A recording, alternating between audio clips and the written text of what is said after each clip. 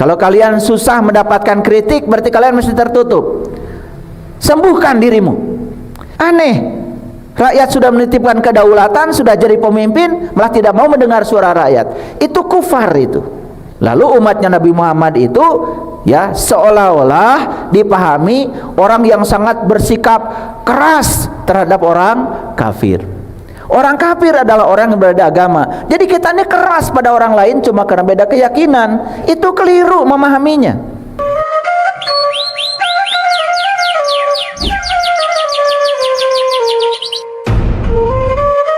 Bismillahirrahmanirrahim. Assalamualaikum warahmatullahi wabarakatuh. Salam sejahtera untuk kita semua. Om Swastiastu, Namo Buddhaya, salam kebajikan, Sampurasun, Rahayu Sagung Dumadi. Yakin seluruh makhluk di semesta ini, baik yang kelihatan maupun yang tidak kelihatan, di semua tingkatan, di seluruh ruang dan waktu, senantiasa hidup berbahagia, dan kita semua menjadi pengaman, penyelamat, sumber kedamaian, sumber cinta, sumber keberkahan, sumber cahaya. Tidak boleh lagi ada makhluk hidup yang berkurang kebahagiaannya bertemu dengan kita. Tidak boleh lagi ada makhluk hidup yang tersakiti lagi oleh kehadiran kita.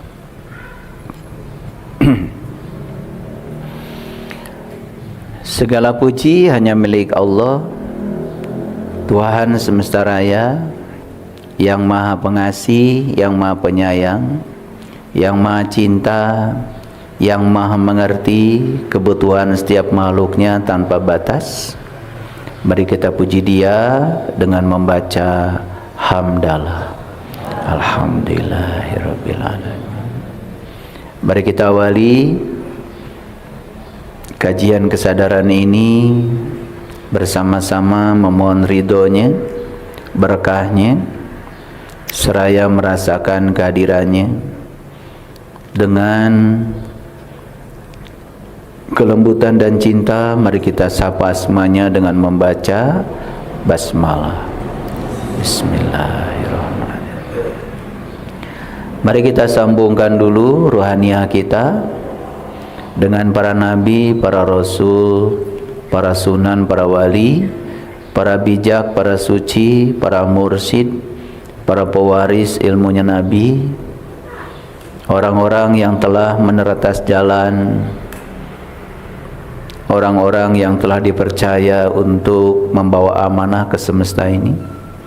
Yakin kita semua juga bisa menjadi orang-orang yang mewarisi ilmu agung, yang bisa mengantarkan kita pulang ke tempat asal kita. Fil barokati umul Quran. Al-Fatihah.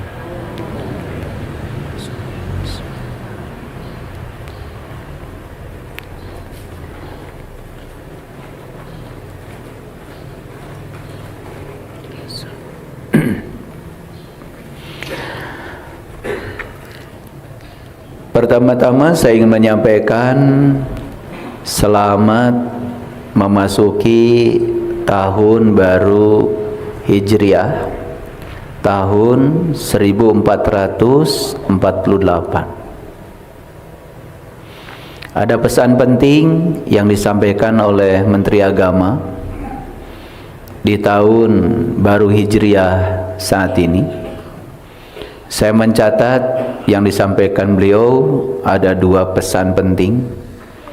Ini pesan harus didengar oleh seluruh masyarakat Indonesia, harus didengar oleh seluruh rakyat, seluruh pejabat, mereka-mereka yang mengaku dirinya tokoh ulama, tokoh agama, siapapun itu, tidak terkecuali.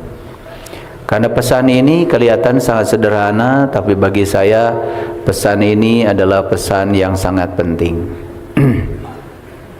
Menteri Agama mengajak kita pertama untuk hijrah dari sikap curiga menjadi sikap percaya.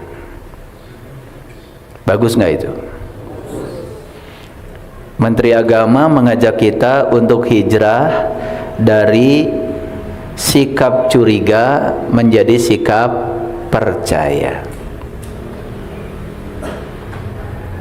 Karena kita ini sudah terlalu lama diajarkan kebencian.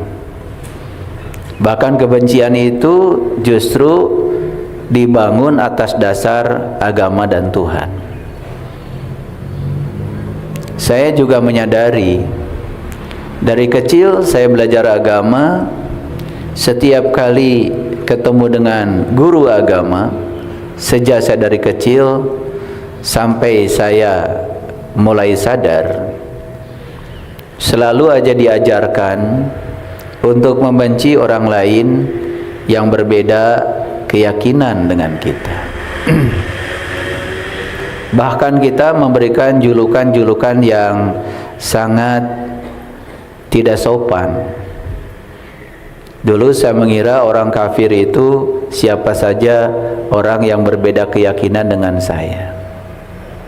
Saya diajarkan mereka itu walaupun jasanya banyak di kehidupan ini, walaupun mereka ini penuh cinta kasih,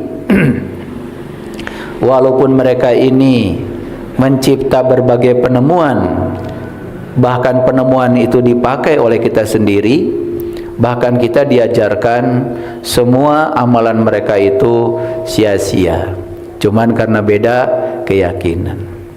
Apakah Bapak Ibu pernah diajarin yang sama? Dogma itu, doktrin itu, luka itu sekarang masih ada dalam diri kita, sehingga muncullah sikap saling curiga.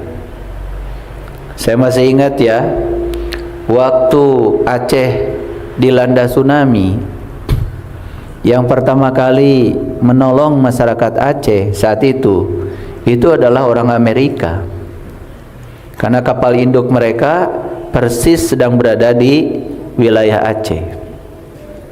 Dan saat mereka turun dari kapal induk menyelamatkan anak-anak Aceh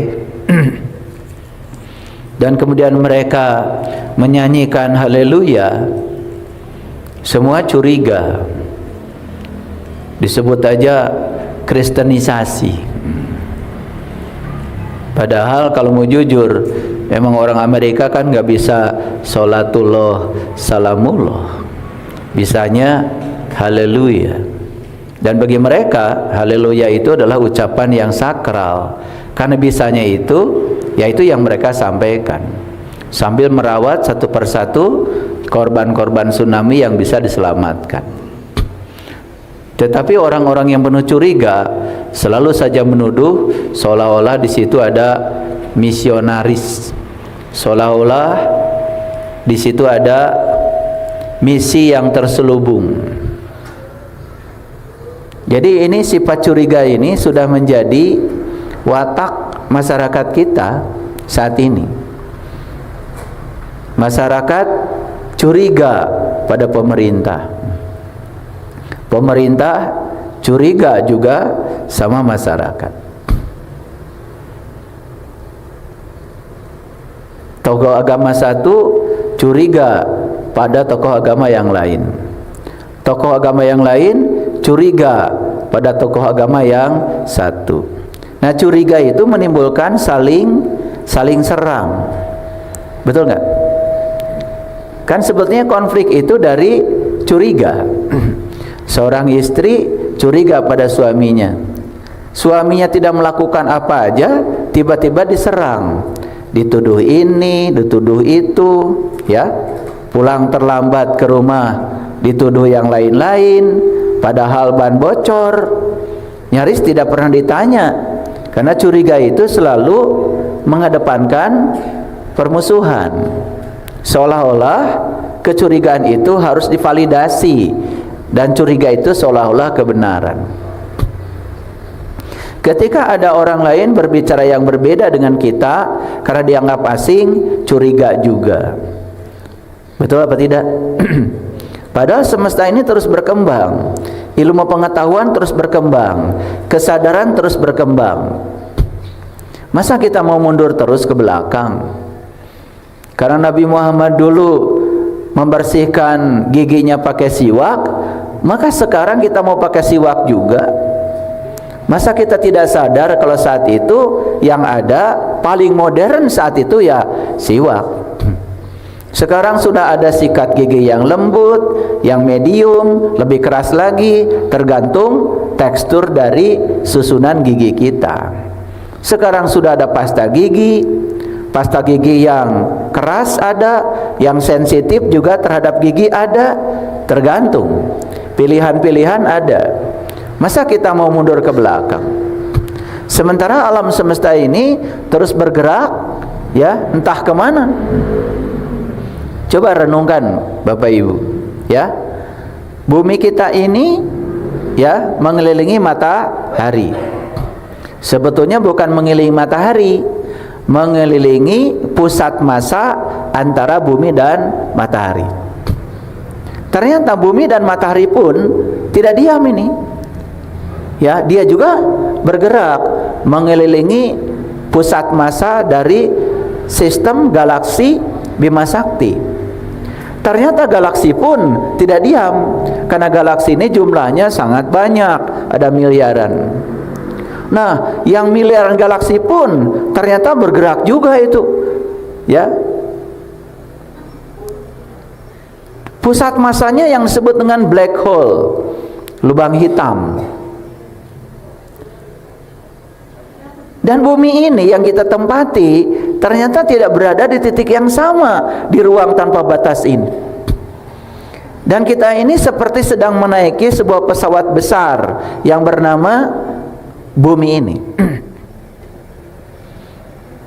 Dan bumi ini sedang membawa kita jalan-jalan nih di ruang kosong tanpa batas ini. Tapi berapa banyak orang yang sadar dengan itu? Lalu kita terus-menerus ingin hidup di masa lalu, ya, ingin berada di zona nyaman sesuai dengan apa yang diajarkan oleh masa lalu kepada kita. Nah, itulah, ya, kelemahan kita. Makanya Menteri Agama selalu menginspirasi. Saya begitu melihat running text di TV, apa yang disampaikan Menteri Agama itu merinding seluruh sel tubuh saya itu. Cerdas sekali itu, ya. Mari kita hijrah dari sikap saling curiga menjadi sikap saling percaya.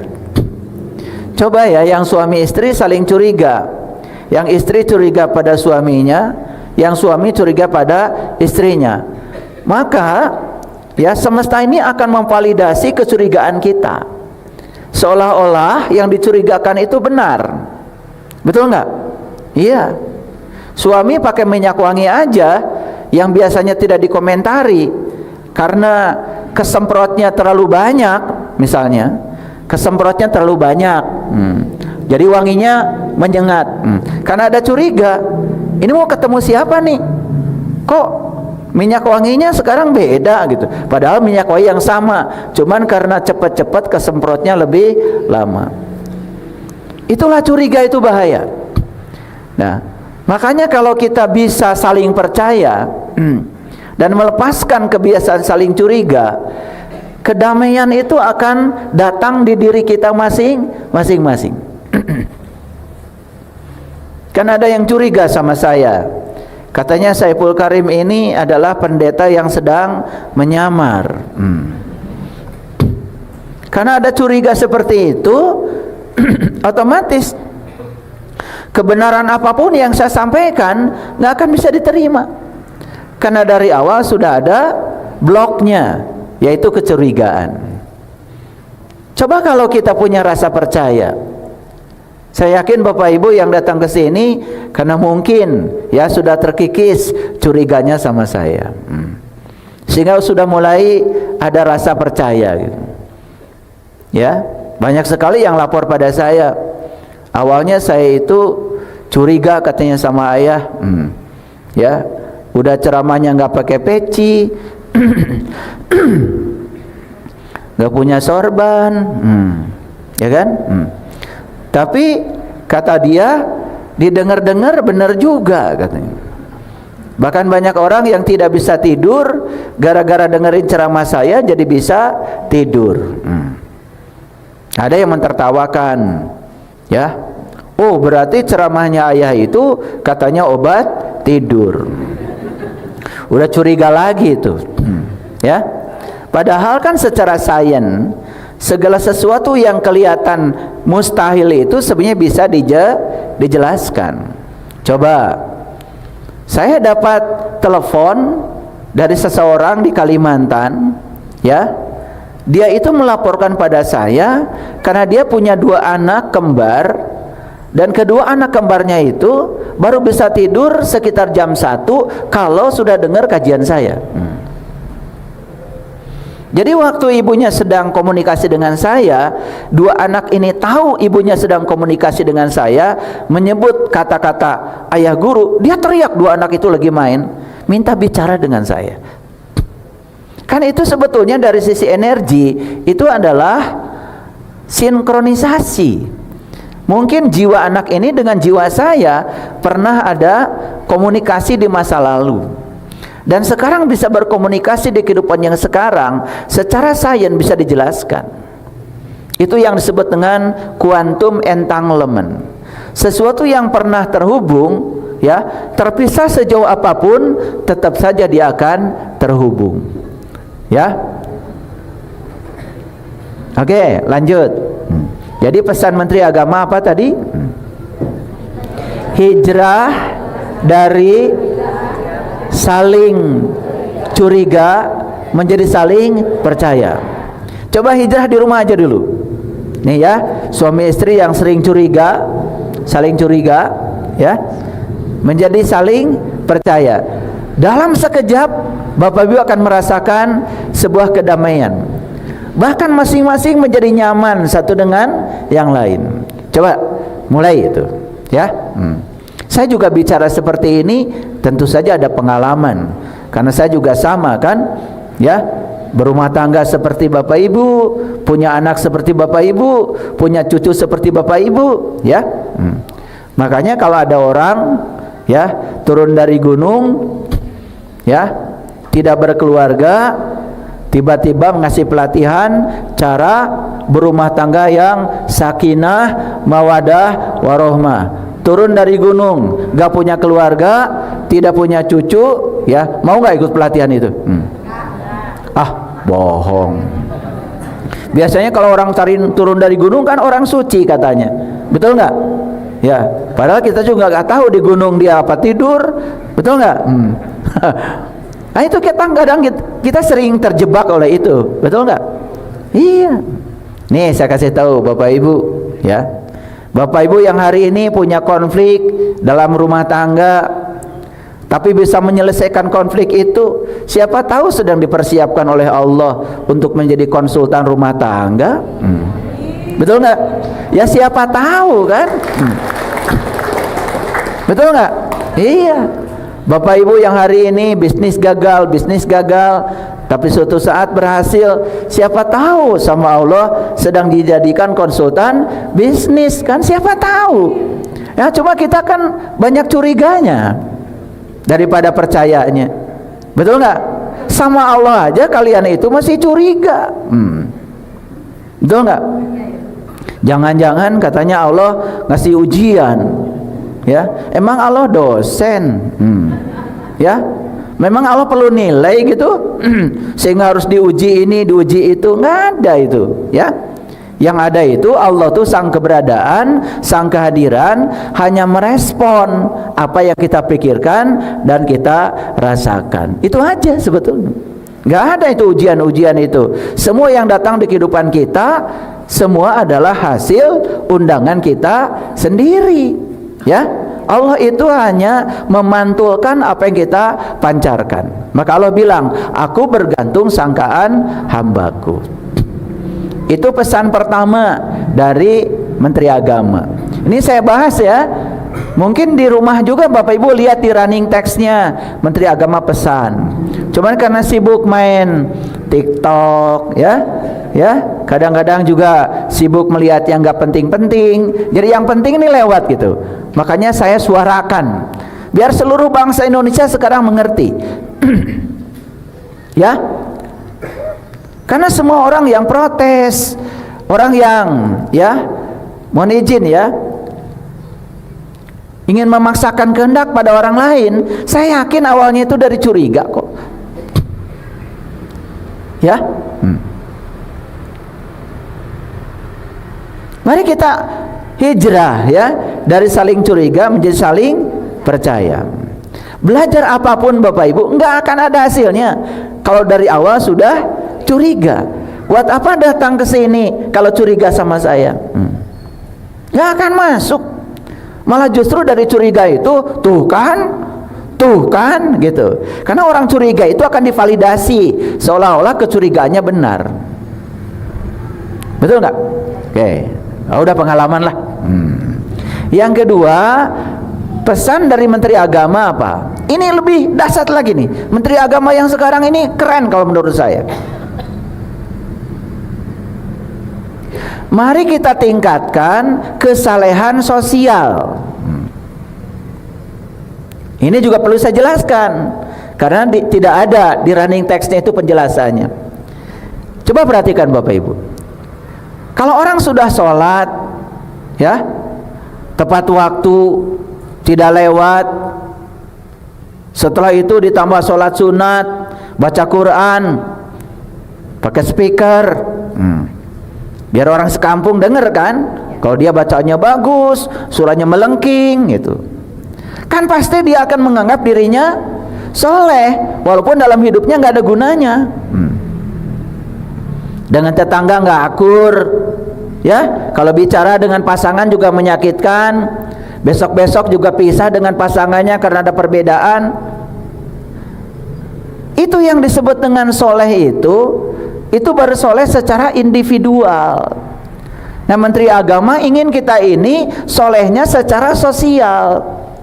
Jadi bukti orang soleh itu dirasakan kesolehannya oleh orang lain. Kan pertanyaannya sekarang buat Bapak Ibu ini sudah soleh belum? Nah, untuk mengukur soleh itu harus diukur dari kesalehan sosial.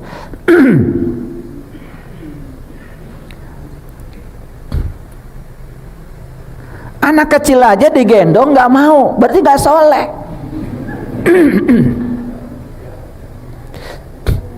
Orang soleh itu kan memancarkan energi, betul nggak? Orang soleh itu memancarkan vibrasi. Orang soleh itu memancarkan frekuensi. Orang soleh itu bawaannya itu selalu membawa kesejukan, kenyamanan, keindahan, kedamaian, persatuan. Kita lagi gelisah, datang dia jadi tenang. Kita lagi gelap, datang dia jadi terang. Kita jadi ragu, datang dia jadi yakin. Itu yang disebut dengan kesalehan sosial. Kesalehan individu yang sudah tercermin dalam wujud nyata. Kesalehan sosial itu bahasa sederhananya adalah akhlak. Itu kesalehan sosial. Coba ukur, sudah saleh belum? Gimana cara ngukurnya? Gampang. Nanti pulang dari sini, kumpulkan anak-anak, ya. Nih yang ibu, tanya sama anak-anak, keberadaan ibu di rumah ini bagi kalian seperti apa? Mending ibu pergi, kata anak-anak.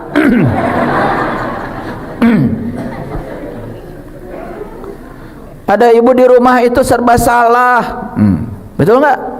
Nonton TV salah, buka HP salah, main game sebentar salah, ya?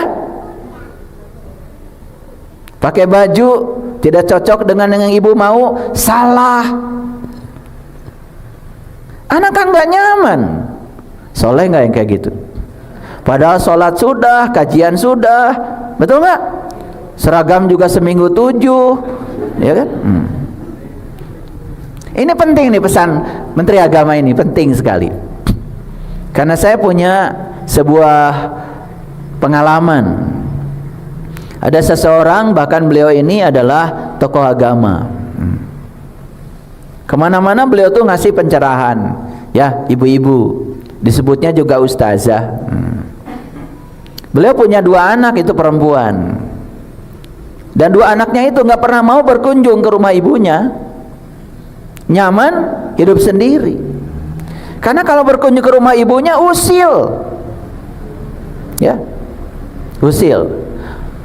Nah, anak yang satu senangnya anjing, anak yang satu senangnya kucing. Ya, di rumahnya itu anak yang satu punya anjing, anak yang satu punya kucing. Jadi kalau datang ke rumah ibunya, ya pasti dibawa dong, nggak ada yang nungguin. Bawa anjing diusilin, bawa kucing diusilin. Jadi akhirnya memutuskan tidak pernah mau datang lagi. Akhirnya datang ke rumah saya. Saya ubah dulu ibunya, ya, saya ubah dulu ibunya. Cara pandang terhadap anjing saya ubah, cara pandang terhadap kucing saya ubah, ya, diubah dulu cara pandangnya. Dan saya bilang, mulai sekarang stop kamu merubah kedua anakmu. Rubah saja diri kamu supaya anakmu nyaman, itu aja. Jadi kalau anaknya datang ke rumah itu, ya, diperban. Saya bilang, solasi aja itu mulutmu itu. Ya, ya nggak solasi banget, ya, cuman setiap datang ke rumah menjaga supaya tanya yang bagus-bagus lah. Apa kabar nak? Nggak usah ditanya, sudah sholat belum? Nggak usah. Nggak usah. Nggak usah. Nanti juga dia kalau sudah mau sholat, sholat dengan kesadarannya, daripada di rumah sholat, di luar nggak sholat. Bapak Ibu, ketika dirubah, anaknya itu malah justru aneh, bilang ibunya kesurupan. Itu sudah mengakar, ya, di otaknya itu. Jadi identitas ibunya itu sudah terbayang di otaknya itu, ibu yang rewel, ibu yang usil, ya, ibu yang tidak pernah mau diam. Bayangkan. Tapi ibunya merasa soleh kan? Ini soleh apaan? Anaknya aja tidak nyaman. Mungkin suaminya juga stres, mungkin, cuman belum cerita sih sama saya.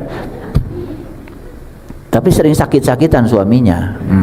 Jadi kan sebetulnya ini isyarat juga sebetulnya. Betul nggak? Itu. Nah ini Menteri Agama tuh keren, ya. Sedang berpesan, kamu jangan buru-buru mengatakan kamu soleh. Kalau orang di rumah aja tidak nganggap loh sama kamu, tidak menjadi sumber cinta, tidak menjadi sumber kedamaian, ya. Bahkan kemarin saya, ya, ada yang minta konsultasi dari luar negeri, jauh sekali. Saya pikir masalahnya apa? Ternyata masalahnya itu, ya, beliau ini punya anak 3. Takdirnya harus ketemu suami yang sangat keras, sehingga anak yang 3 ini setiap hari mendapatkan perlakuan yang sangat keras dari suaminya. Sudah tidak kuat, beliau pergi, dan anaknya ditinggal di sini. Doa dari anak pada bapaknya apa? Ini doa dari anak. Bayangkan, saking keselnya nih anak, doa pada bapaknya apa? Semoga bapak saya cepat meninggal. Dan bapaknya ini mengalami kecelakaan. Pertama diamputasi dulu, setelah diamputasi seluruh organ tubuhnya, dia tidak bisa hidup seperti biasa. Tapi marahnya tetap besar pada anak. Akhirnya setelah diamputasi pun, diamputasi oleh alam, stroke, sampai meninggal. Bayangkan, 3 anak merayakan bapaknya yang meninggal. Ini dendam yang luar biasa. Bapak Ibu, jangan menganggap tidak ada masalah di rumah. Kita harus terbuka. Jangan-jangan anak itu cuma tidak mau bicara aja karena takut. Mau nggak saya ajak sekarang kita hijrah? Hijrah ya. Hijrah. Pertama hijrahnya, ini ajakan Menteri Agama nih, ya. Dari saling curiga menjadi saling percaya. Dan yang kedua, mari kita tingkatkan kesalehan sosial. Caranya apa? Jangan buru-buru mengatakan dirimu soleh lah. Kalau sudah bisa idgham biguna, idgham bilaguna, belum soleh. Itu baru bisa belajar bahasa Arab.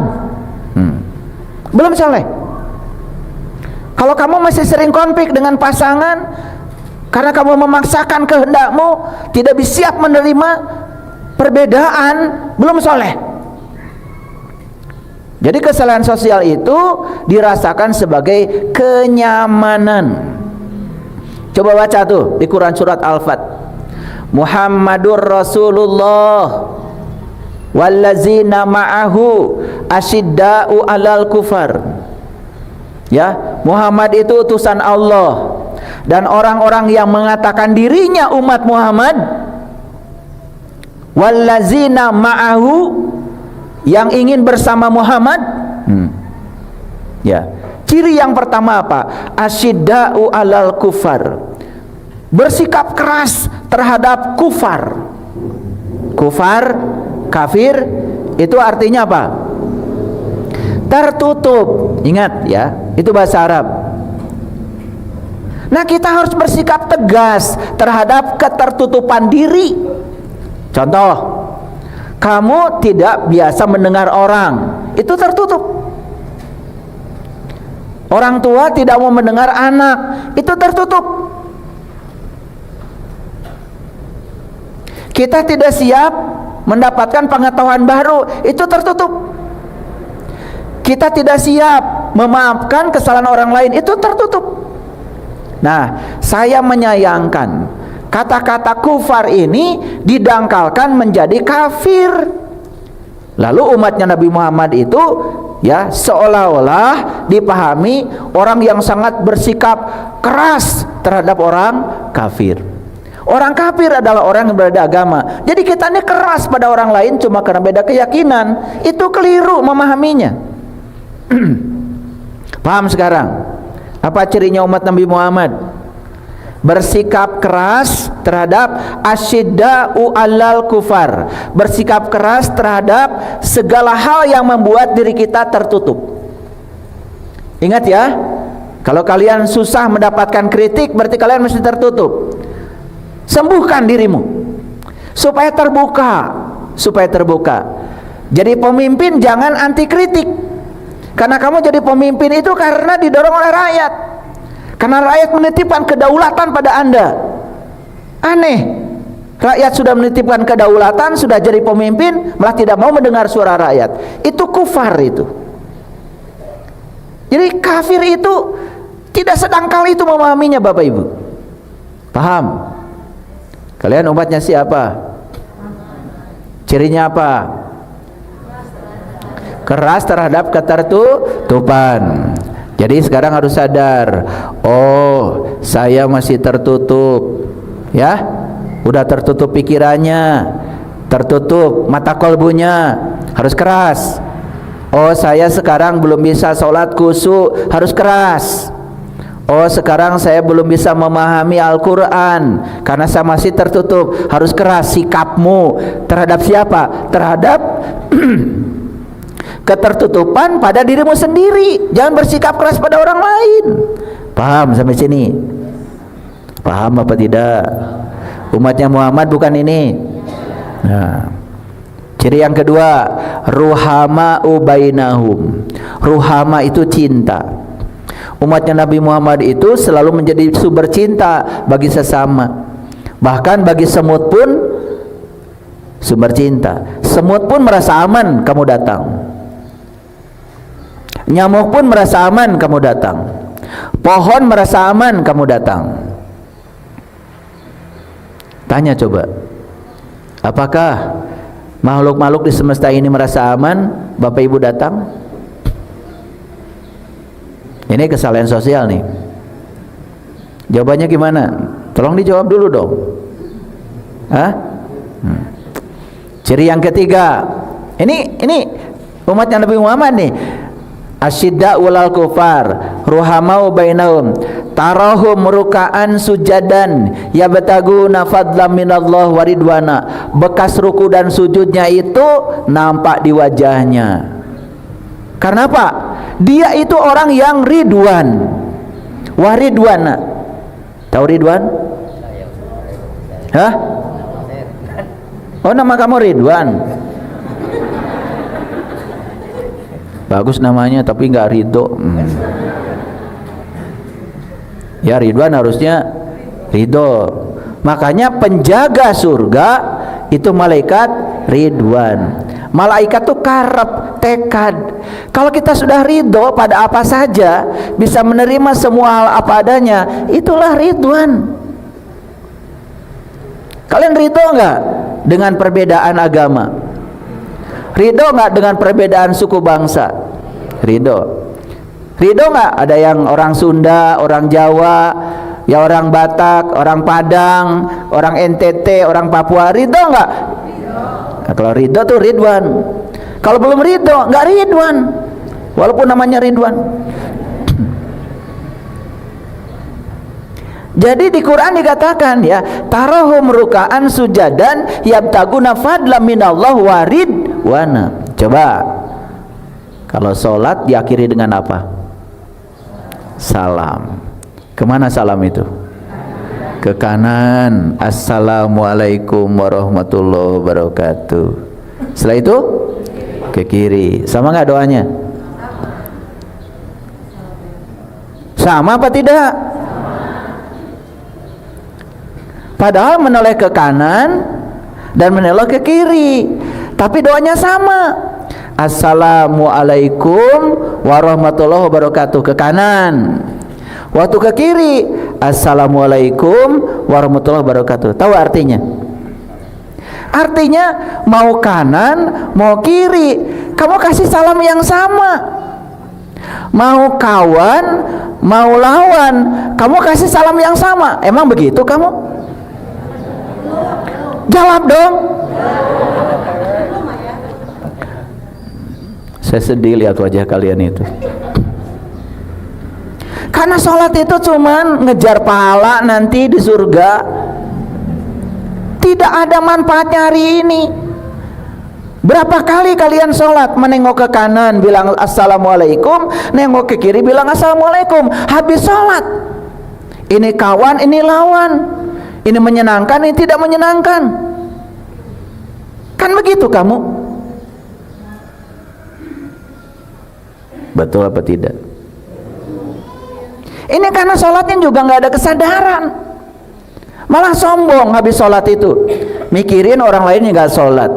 Lah kamu aja sholat masih kayak gitu. Ini jadi panjang ini cerita Menteri Agama ini. Ya, oleh karena itu saya sekali lagi mengucapkan selamat memasuki tahun baru Hijriah. Mari kita hijrah dari saling curiga menjadi saling percaya. Mari kita hijrah dari merasa soleh secara individu menjadi soleh secara sosial. Itu baru keren. Tepuk tangan buat Menteri Agama. Saya berharap Menteri Agama dengar saya bicara begini. Saya berharap semua teman-teman di Departemen Agama dengar ini. Jangan-jangan lebih duluan saya ngertinya. Saya harap semua pemimpin bangsa dengar yang saya sampaikan ini. Eksekutif, yudikatif, ya, legislatif, dengar semua ini. Makanya ini adalah kajian yang spesial di tahun baru Hijriah. Tadi malam semua orang merayakan malam Suro. Betul apa tidak? Malah bikin obor, malah pawai. Itu ada tuh peserta pawai, saya tanya, habis dari mana? Pawai pak. Pawai apaan? Tahun baru. Itu hidungmu kenapa hitam? Obor pak. Cuma hitam aja hidungnya. Saya tanya surah itu apa? Gak ngerti. Ini sebelah sini juga ada tuh. Tadi pagi ada yang WA sama saya setiap suruh ayah katanya selalu puasa 40 hari. Bagus, saya bilang. Kesadaranmu meningkat? Enggak, katanya. Tadi saya bilang bagus, ya. Saya tanya surah itu apa, enggak ngerti. Padahal surah itu bukan bahasa Arab, asli bahasa Nusantara. Dari dua suku kata, surah, asalnya surah. Ada yang bilang surah, ada yang bilang suro. Su itu kalau di Jawa, ya, itu disebut suku kata yang sangat berenergi. Makanya kenapa orang Jawa senang sekali memberi nama Susilo, Soeharto, Soekarno. Itu kan makanya jadi presiden karena punya Su. Betul nggak? Iya, Sutrisno, kawan wapres. Betul nggak? Iya. Ada yang punya Su di sini? Hah? Su apa? Supar? Ya, oh keren itu. Tapi mungkin baru ngerti sekarang. Jadi Su itu artinya abadi. Su itu artinya baik. Su artinya sejati. Su itu bahasa Nusantara. Nah, Ra, coba perhatikan Ra. Ra itu sudah jadi suku kata yang penting. Negara itu pakai Ra. Bendera itu pakai Ra. Rahayat itu Ra. Ya, Rahayu. Betul itu. Bukan ilmu tebak-tebakan. Ra itu artinya adalah cahaya. Makanya ya, leluhur kami di Parahyangan kan ada Parahyang. Pa itu tempat, Ra itu cahaya, Hyang itu leluhur. Jadi Parahyang, tempat para leluhur yang sudah bercahaya. Makanya Ra itu dicuri oleh Jepang karena pernah menjajah kita. Maka mereka bikin kuil di sana, kuil Nara. Itu peradaban kita lebih tua. Makanya kalau Bapak Ibu jalan-jalan ke Mesir, udah ke Mesir belum? Males saya ngomong sama kalian itu.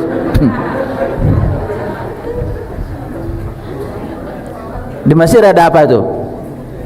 Ada piramid. Nah, di piramid itu ada yang namanya piramid Amon-Ra. Ra juga.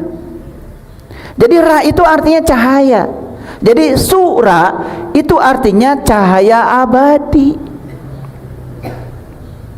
Makanya kenapa mau memasuki tahun baru Hijriah 1 Muharram kita merayakan malam Sura, karena kita mau hijrah. Dari apa? Dari kegelapan menuju cahaya abadi.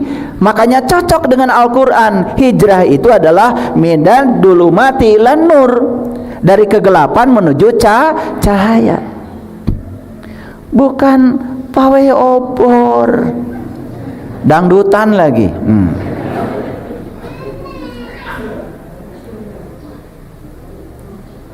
Jadi banyak sekali kita itu melakukan tindakan-tindakan yang sebetulnya kita juga tidak mengerti. Cuman ngikut-ngikut kebanyakan orang itu. Tahu sekarang hijrah? Nah, cocok gak dengan usulan Menteri Agama? Ya, karena untuk pindah dari saling curiga kepada saling percaya, untuk pindah dari kesalehan pribadi menjadi kesalehan sosial, syarat utamanya kan harus kenal jati diri dulu. Itu syarat utamanya. Nah, siapa jati dirimu itu? Allah bilang dalam Al-Quran, sebelumnya kamu tidak mengerti apa itu iman, sebelumnya kamu tidak mengerti apa itu kitab, maka aku jadikan ruh sebagai cahaya. Jadi ruh yang Allah tiupkan kepada kita itu oleh Allah sudah dimanifestasikan menjadi nur. Dan seharusnya kalian datang ke dunia ini membawa cahaya. Aslinya manusia itu adalah makhluk langit yang diturunkan ke bumi, bukan makhluk bumi yang sedang menghayal tentang langit. Aslinya kita ini makhluk cahaya yang diturunkan memasuki kegelapan, bukan makhluk gelap yang sedang mencari cahaya. Cahaya itu sudah ada di sini, Bapak Ibu, sudah ada di sini. Cuman sekarang terhalang cahaya itu. Ada hijab yang menghalangi itu. Nah, hijab itulah yang membuat kita saling curiga, karena hijab itu yang membuat kita jadi bodoh, tidak punya penglihatan, menjadi dangkal. Dikit-dikit nyalahkan orang, dikit-dikit nyalahkan orang. Ini kan sangat berbahaya. Nah, itu sebabnya hari ini kajiannya adalah menjadi manusia supernatural. Mau nggak jadi manusia supernatural? Bukan manusia supranatural. Saya tidak akan mengajarkan kalian jadi dukun, ya. Jadi manusia supernatural. Ini bahasanya saja natural, artinya alami. Natural itu artinya alami. Menjadi manusia supernatural berarti menjadi manusia yang super alami. Ya, perhatikan saya. Semua pohon ini tumbuh secara alami. Tidak bisa kita menanam pohon sore ini besok harus berbuah, nggak bisa, melanggar hukum alam. Jadi alami artinya selaras dengan hukum alam. Ulangi lagi. Jadi alami apa? Oke. Menjadi manusia supernatural berarti menjadi manusia yang sangat selaras dengan hukum alam. Jadi kalau ada manusia yang ingin jadi gubernur terus tidak mau turun, itu tidak alami. Karena alami itu sifat yang paling dasarnya adalah perubahan. Betul? Siang itu tidak abadi, malam tidak abadi. Siang diganti malam, malam diganti siang. Tapi siang dan malam terus berjalan, silih berganti. Jadi yang abadi di kehidupan ini apa? Perubahan. Nah, salah satu sifat alam itu adalah perubahan. Tapi perubahan itu tidak bisa mendadak. Perubahan itu harus alami. Lihat saya semuanya. Bapak Ibu datang ke sini ikut kajian dengan saya, ingin berubah. Tapi ingin cepat-cepat berubahnya, itu sudah tidak alami. Ingin bisa, tapi ingin cepat-cepat bisanya, tidak alami. Lihat pohon, kalau ditarik-tarik malah mati. Ya, Bapak Ibu punya pohon mangga, ingin pohon mangganya tumbuh bagus, ya sudah, ya setiap jam disiram, setiap jam kemudian dikasih pupuk 2 kilo, 3 kilo. Hidup apa mati? Nah, kita ini sering tidak sabar. Makanya kalau ingin tumbuh secara alami harus sabar. Semua ada waktunya. Kebenaran itu tidak usah dicari, karena kebenaran punya mekanisme sendiri untuk menunjukkan dirinya. Ya, udah tenang aja. Jangan buru-buru pengen cepat terbukti, nggak usah. Dan jangan juga ingin menunjukkan pada orang lain bahwa saya siapa, nggak usah. Orang yang ingin menunjukkan pada orang lain dirinya kaya malah ditertawakan orang, namanya OKB. Betul nggak? Iya. Karena orang kaya yang kaya beneran alami, ya, ya, punya emas banyak tidak dipakai di seluruh badan, bahkan kiloan emasnya, tidak di kini 2 kilo, di hidung 2 kilo, di telinga 2 kilo, nggak begitu. Beda yang baru punya emas hari ini, ya, kincering, di kaki juga. Malah jadi kalau dia lewat itu ya kayak, ya mohon maaf ya, yang suka kincering lah. Saya nggak tega nyebutnya. Jadi menjadi manusia supernatural itu bukan menjadi manusia yang melawan hukum alam, justru menjadi manusia yang menselaraskan diri dengan hukum alam. Ini supaya tidak salah paham. Wih, itu kajian. Bukan saya mengajarkan untuk bisa terbang, buat apa? Ya. Burung itu bisa terbang cuma dari alam jasmani ke alam jasmani. Tapi manusia bisa terbang loh dari alam jasmani menuju alam ruhani. Bahkan bisa melampaui lapisan-lapisan langit. Tidak usah pakai sayap. Manusia itu bisa terbang dari kesadaran rendah menuju kesadaran tinggi. Tidak usah pakai sayap seperti burung. Burung itu walaupun punya sayap hanya bisa terbang dari alam materi ke alam materi. Manusia bisa terbang dari alam materi menuju alam non materi. Tapi banyak yang tidak tahu caranya. Hari ini saya ajarkan. Oke? Ya, ngerti menjadi supernatural. Bukan sedang mengajarkan supaya bisa jalan di atas air. Buat apa? Ya, buat apa? Ya, nggak penting itu. Ya, justru kalau kita bisa menselaraskan diri dengan hukum-hukum alam, maka berkah dari alam itu akan menyatu dengan kita.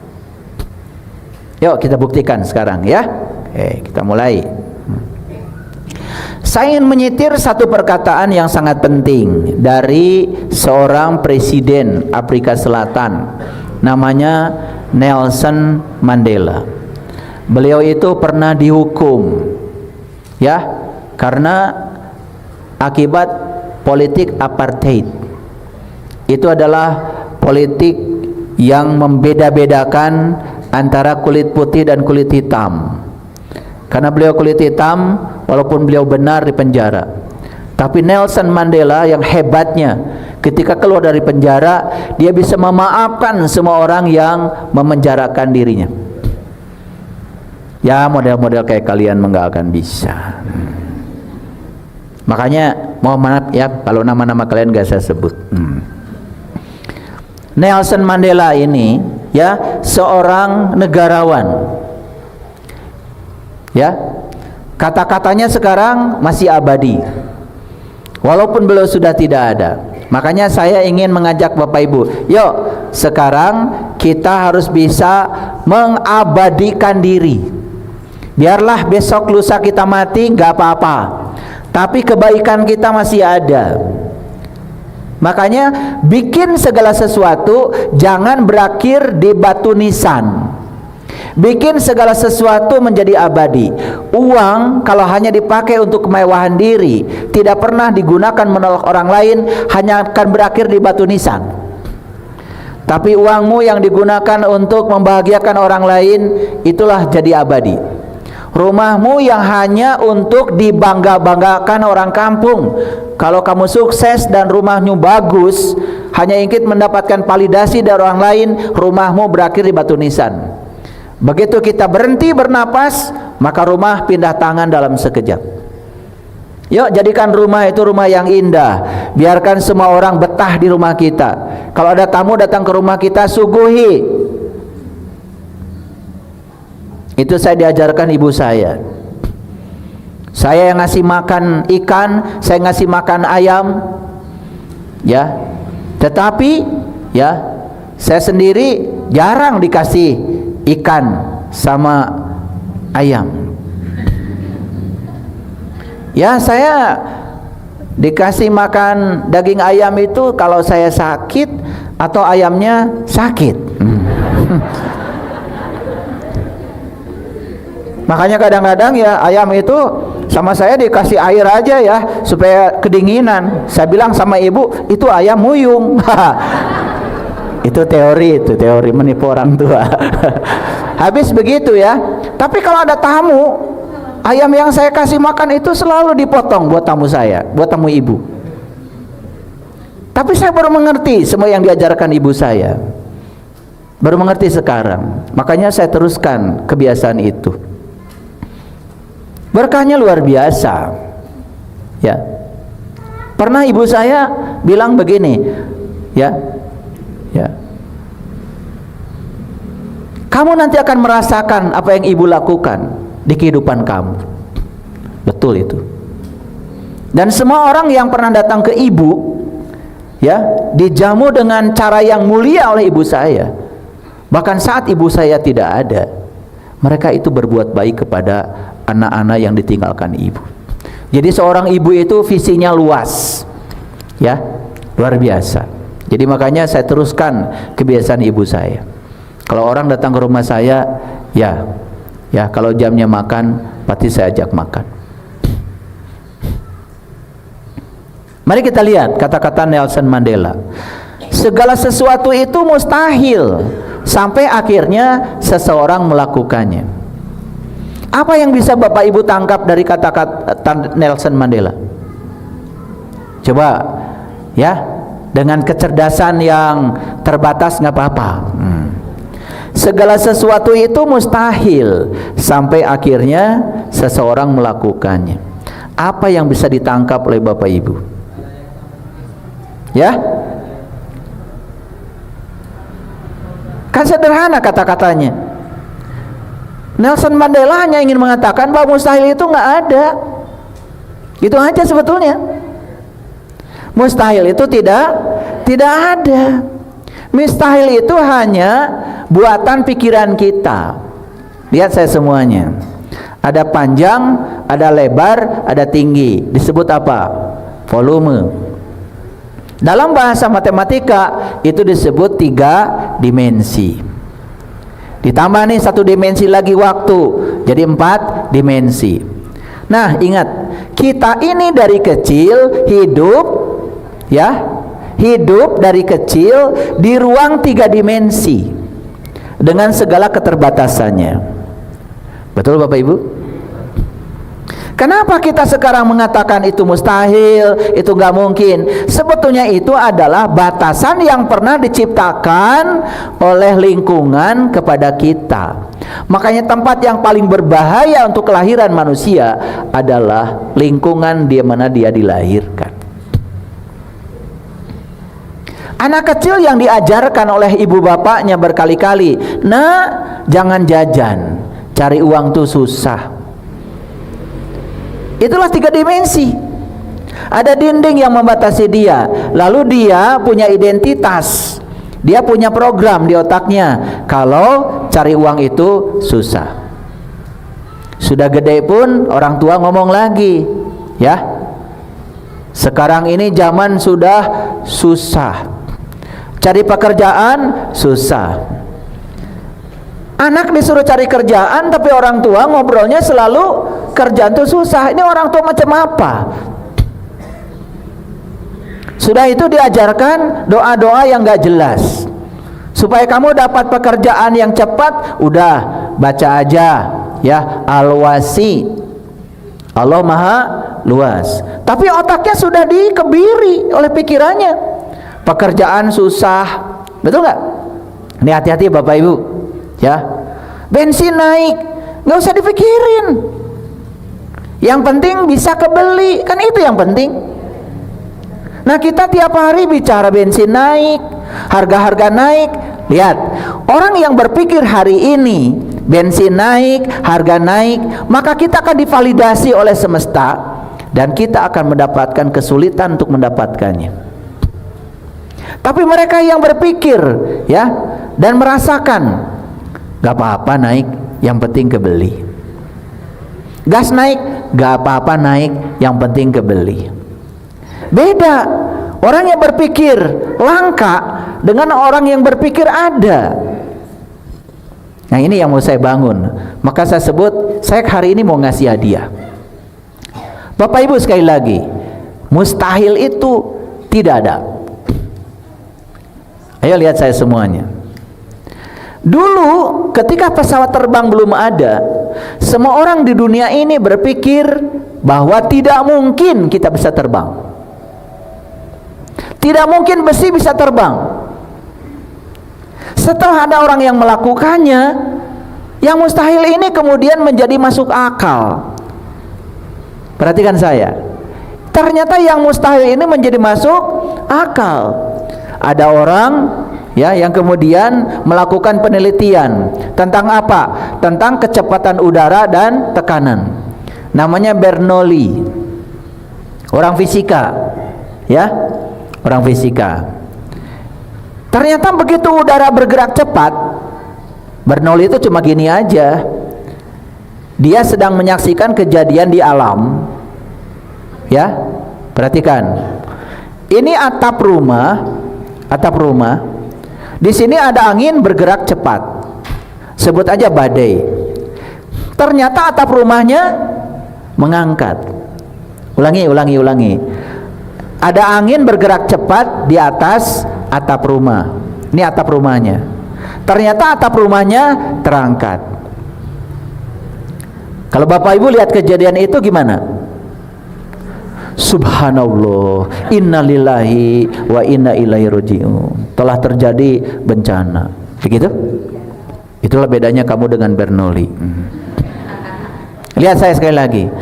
Ada angin bergerak cepat, atap terangkat. Nah, dia mikir, waktu angin tidak bergerak cepat, kan atap diam. Kok waktu angin bergerak cepat, dia terangkat? Langsung otaknya mikir, jangan-jangan ada hubungan antara kecepatan gerak angin dengan tekanan. Ini kalau atap rumah nih, kan angin yang di bawah ini diam, betul nggak? Sedangkan angin yang di permukaan atap itu bergerak cepat. Apa yang terjadi? Ketika dia bergerak cepat, dia menduga tekanan udara di sini mengecil seketika. Sedangkan di bawah, karena angin tidak bergerak cepat, tekanan udaranya besar. Yang menyebabkan dia terangkat itu karena terjadi perbedaan tekanan antara di permukaan atap dengan di bawah. Nah, perbedaan tekanan itulah yang disebut dengan gaya angkat pesawat. Makanya gaya angkat itu tekanan dikalikan luas. Makanya orang ya bisa membuat pesawat. Kenapa? Perbedaan tekanan itu kemudian mendorong sayap badan pesawat sehingga pesawat terangkat. Itu inspirasinya ketika dia melihat angin bergerak cepat di atas atap, atap terangkat. Itu jadi pesawat, Bapak Ibu. Coba Bapak Ibu lihat kejadian di alam. Gimana tuh?